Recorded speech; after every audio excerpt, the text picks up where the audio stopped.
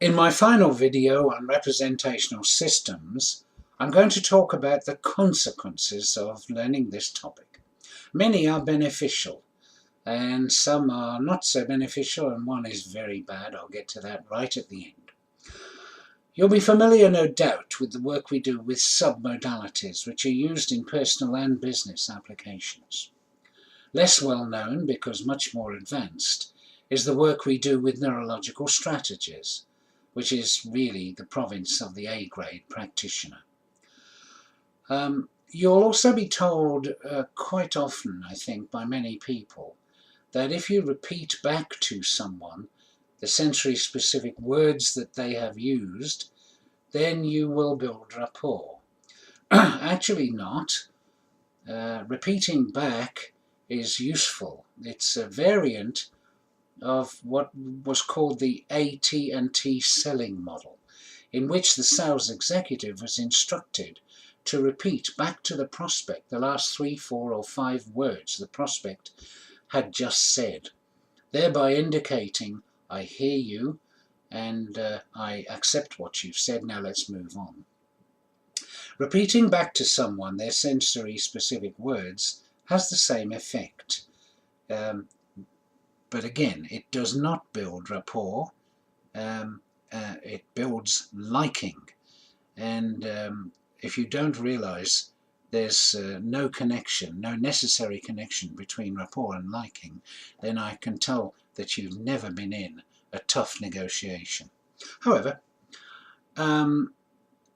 be careful also of what I call the Gandalf factor, which is the suggestion that any sensory specific words you use will cause the person you're talking to have the appropriate rep systems accessed following your words. They're not that gullible, I'm afraid.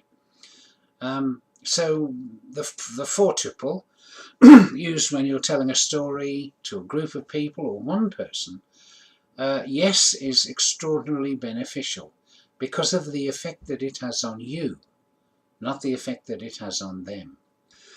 And I guess what I close with when we talk about beneficial is the one that is never mentioned, but I would consider to be the most important beneficial consequence of learning about representational systems, which is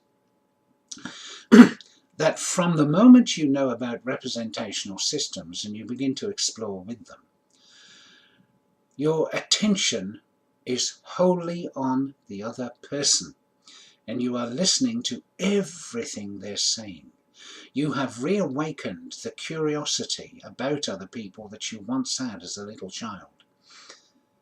And as a result of placing your attention wholly on the other person, you get off yourself. You become invisible to yourself.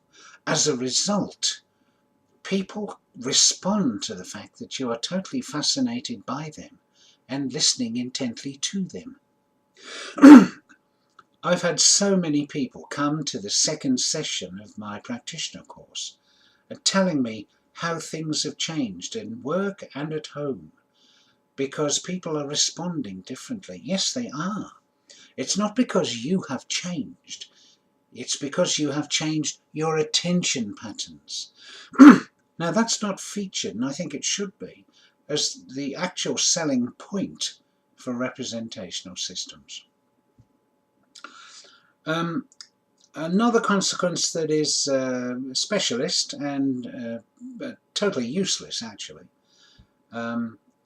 is that in Australia we send our politicians and functionaries to media training schools, all of which seem to tell their students that all memories are coded visually.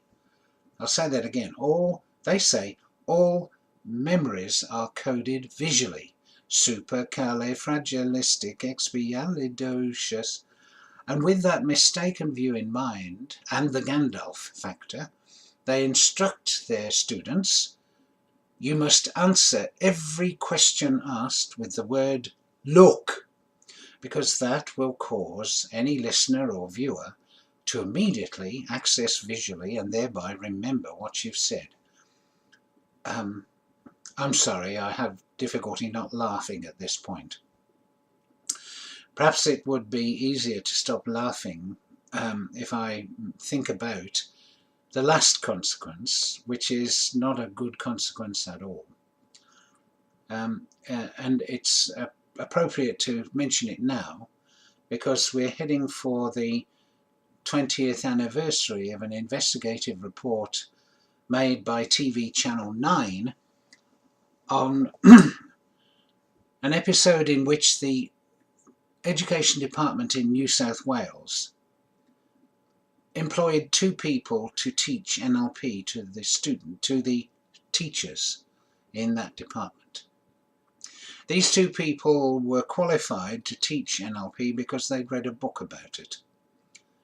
That didn't stop the Education Department from hiring them, and they only taught representational systems to their clients, and they taught them very badly, with the result that before they were stopped, they had taught and persuaded 600 primary school teachers, yes, 600 primary school teachers, to carve up their classroom into 4 zones.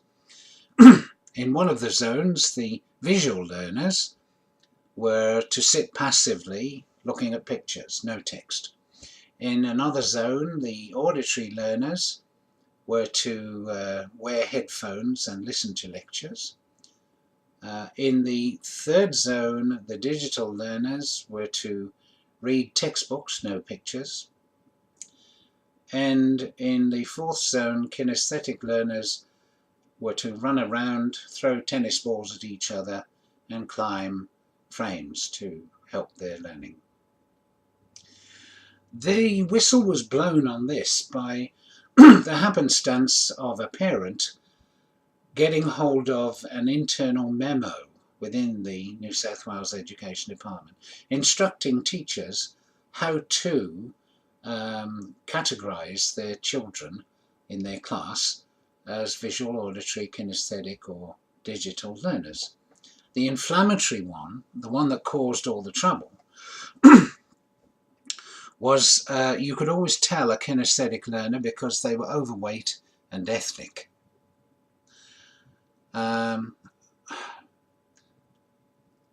I think it's appropriate for me to mention that now as a reason why I am very rigorous in my teaching of representational systems, because I don't want anybody falling through my net into this kind of atrocity. Perhaps atrocity is bad, but it still is the fact that it's a work in progress. You see, the people who are affected by this are now in their mid-20s, and I hope they got good corrective therapy afterwards, so they didn't come to any harm or do any harm. Time will tell. However, that's a bit of a downer. My next video, I think, will be about modelling, and just to lighten up the mood a little, let me perhaps say goodbye to you in the way that some of the schools in Australia would have me say it. If you're a visual person, I'll see you later. If you're an auditory person, I'll talk with you soon. If you're a kinesthetic person, I'll stay in touch. If you're a digital person, make a note in your diary for 3 weeks' time when the next video will be published. If you're a gustatory person, well, kissy kissy. And if you're an olfactory person, we'll perhaps rub noses soon. Sleep well.